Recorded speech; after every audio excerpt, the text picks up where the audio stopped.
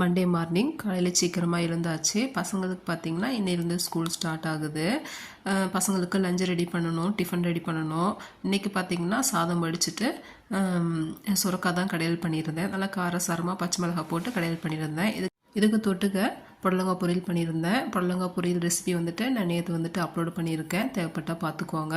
பெரியவன் பார்த்திங்கன்னா எனக்கு லஞ்சுக்கு வந்து ஃப்ரைட் ரைஸ் வேணும், சின்னவன் வந்துட்டு லெமன் ரைஸ் வேணும்னு கேட்டிருந்தான். சரி 2 பேர்த்துக்கும் நீங்கள் ஃபஸ்ட் நாள் கேட்ட மாதிரியே செஞ்சு கொடுத்துர்லான்னு தான் ரெடி பண்ணிகிட்டு இருந்தேன். என்னோடய பெரிய பையனுக்கு முட்டைக்கோஸ் போட்டால் ஃப்ரைட் ரைஸ் சாப்பிட மாட்டான். அதனால் கேரட்டு, பீன்ஸு, கொஞ்சமாக இஞ்சி பூண்டு பேஸ்ட்டு, குடமிளகாய் அதெல்லாம் போட்டு தான் வந்து ரைஸ் பண்ணியிருந்தேன். இதோட கொஞ்சமாக கரம் மசாலா, பெப்பர் போட்டுட்டு நல்லா மிக்ஸ் பண்ணிட்டோமா நல்லா சூப்பராக காரசாரமாக ஃப்ரைட் ரைஸ் ரெடி ஆகிடுச்சு.